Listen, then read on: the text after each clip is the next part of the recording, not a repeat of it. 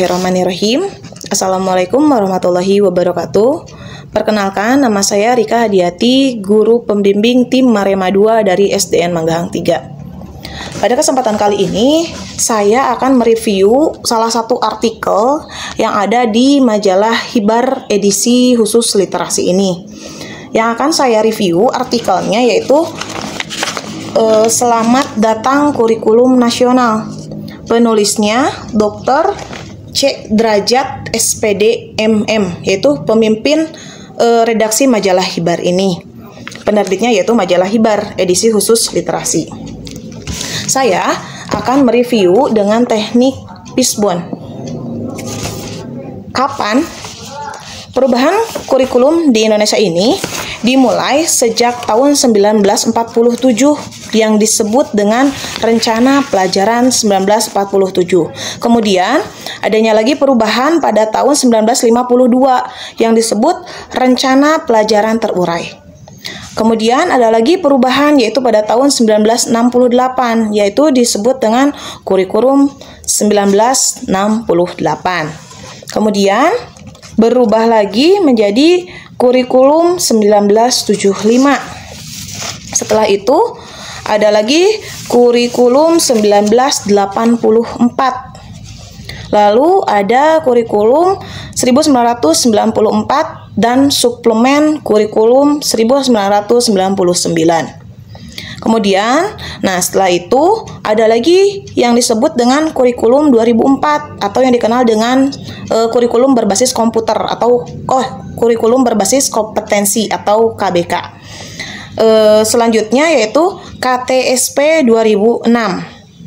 Baru kemudian ke Kurikulum 2013 atau yang disebut dengan Kurnas. Setelah itu adanya Kurikulum Revolusi Mental. Dan terakhir yang kita gunakan yaitu Merdeka Belajar atau Kurikulum Merdeka. Terus di mana? Di negara Indonesia tentunya. Siapa? Perubahan kurikulum ini dilakukan oleh Menteri Pendidikan di setiap eranya.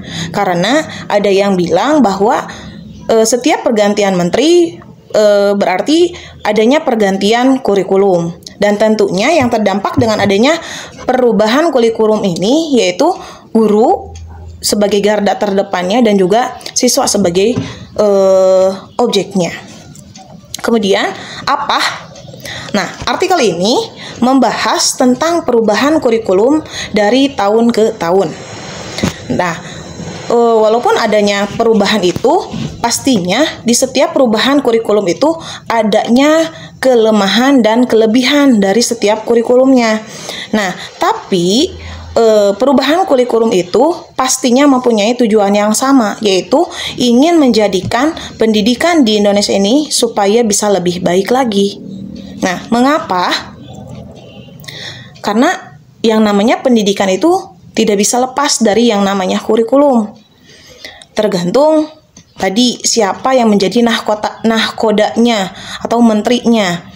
Tapi apabila adanya perubahan kurikulum ini tidak ditunjang dengan sumber daya manusianya atau sumber daya manusianya belum siap, maka kurikulum itu akan berjalan di tempat. Setidaknya guru yang jadi garda terdepan harus siap menghadapi perubahan kurikulum ini. Terus bagaimana? Perubahan kurikulum di Indonesia itu sudah mengalami beberapa kali perubahan. Mulai dari tahun 1947 yang disebut dengan Rencana Pelajaran 1947 sampai sekarang yang akan kita temui adalah kurikulum nasional yaitu Kurikulum Merdeka Belajar. Hikmahnya, dengan membaca artikel ini, saya lebih mengetahui perkembangan dan perubahan kurikulum dari waktu ke waktu.